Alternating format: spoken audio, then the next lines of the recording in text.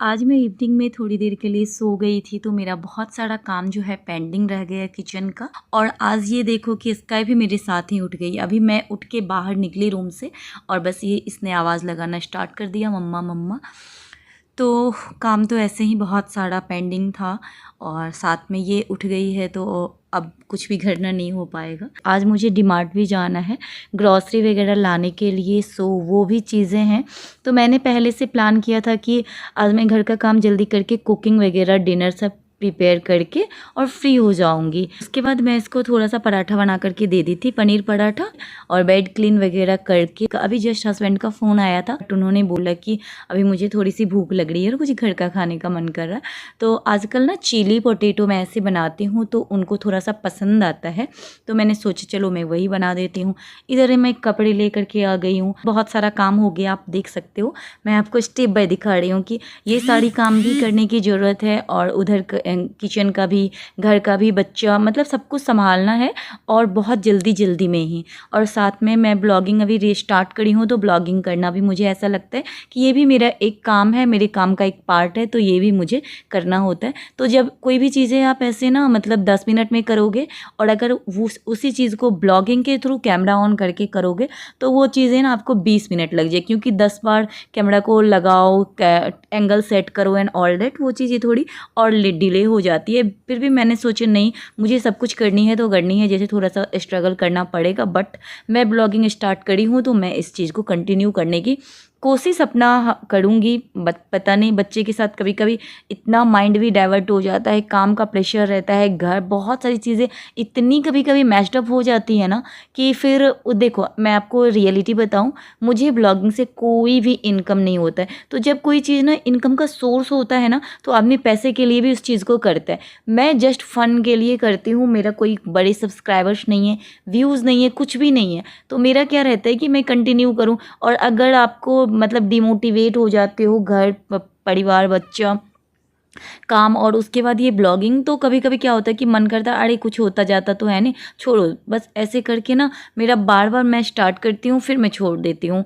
तो ये चीज़ें मेरे साथ हो जाती है। कोई ऐसा नहीं है कि जो पैसे कमाते हैं ना उनको रहता है कि भाई करना है तो मेरी रेवेन्यू नहीं बन पाएगी। जिसको नहीं मिलता है उसको क्या ही है, आप तो बस कर रहे हो अपनी एक रूटीन वीडियोज़, मतलब मेमोरी बना लो, बता दो, या फिर रूटीन ब्लॉग्स बता लो, या फिर अपना एक मतलब टाइम पास के लिए, या फिर अपनी एक होती है ना कि आपका मतलब एक क्रेज़ीपन भी होता है बहुत सारे लोगों को कैमरा का, वीडियोस बनाने का एंड ऑल दैट। बाकी बहुत मेहनत होती है, ब्लॉग बनाना इतना आसान नहीं है जितना दिखता है। मैं जो चीज़ें आपको दिखाती हूँ ना, आप सोचो कि हर एक चीज़ के लिए हर एक बार कैमरा सेट करना पड़ता है, लाइट का प्रॉपर ध्यान रखना पड़ता है और उसके बाद काम करना पड़ता है।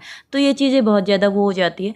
तो फाइनली मैं यहाँ पे चॉपिंग वगैरह कर रही हूँ। आजकल ना मेरे हस्बैंड को चिली पोटैटो थोड़ा सा अच्छा लगता है मेरे हाथ का, तो उन्होंने डिमांड करा था तो मैंने सोचा चलो मैं दिखा देती हूँ रेसिपी वगैरह। बस ये सारी चीज़ें मैंने जो चॉप्ड की है। और ये जो है फ्रेंच फ्राइज़ जो है ना मकेन का मैं लेके आई थी डीमार्ट से, तो वो चीज़ें अच्छी रहती है कि इसको बस फ्राई करके और बना लो। ऐसे आप जो पोटैटो होते हैं उसको पील करके और बॉयल करके उससे भी बना सकते हो। बाकी मुझे ये थोड़ा सा ईजी लगता है तो कभी मैं इसका भी बना लेती हूँ। तो यहाँ पे ये थोड़ा ईजिली बन जाता है, तो मैंने सोचा आज टाइम की भी थोड़ी सी शॉर्टेज है तो मैं यही बना देती हूँ। बेटी मेरी जो चीज़ें हम दोनों अपने लिए बनाते हैं, चाहे वो खाने का नाश्ता हो गया या लंच हो गया, डिनर हो गया, स्नैक्स हो गया, वो सारी चीज़ें मेरी जो बेटी है वो नहीं खाती है। अभी तो वो थोड़ी छोटी भी है, 3 ईयर की है, बट होते हैं ना 3 ईयर के बच्चे भी थोड़े बहुत खा लेते हैं, बट ये कुछ भी नहीं खाती। इसके लिए इसका फूड अलग रहता है।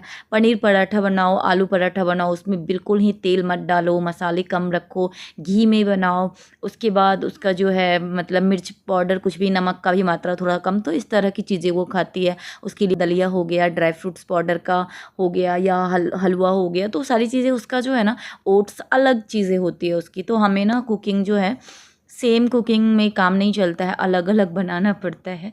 तो यहाँ पे ऑलमोस्ट जो हमारा चिली पोटैटो है वो कंप्लीट हो गया। उसके बाद मैंने दिया बाती कर लिया और शाम का टाइम होता है ना, अभी शाम थोड़ा सा होने ही वाला था, तो मैंने सोचा दिया बाती कर लो, भी पूरे अच्छे से शाम नहीं हुई थी, बट हमें जाना है तो इसलिए यहाँ पे प्लेटिंग कर रही हूँ। आप लोग सोच रहे हो कि इतना सारा खाती है अकेले ये इसका हस्बैंड, तो हम लोगों ना शुरू से ही एक प्लेट में ही खाना और नाश्ता कुछ भी होता है ना सेम प्लेट में खाते हैं। पता नहीं क्यों, जब बेबी छोटी थी ना तो हमें बहुत दिक्कत होता था, फिर भी हम लोगों ने अपना आदत एक ऐसा बना लिया, कभी नहीं छोड़ पाया तो सेम प्लेट में ही खाते।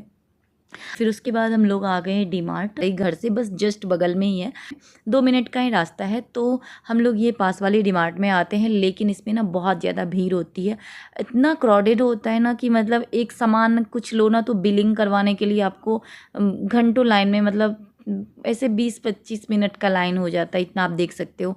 बगल में ऐसे गैदरिंग सा लगता है, बट यही है कि घर के पास है तो सोचते हैं कि चलो ठीक है ले आते हैं।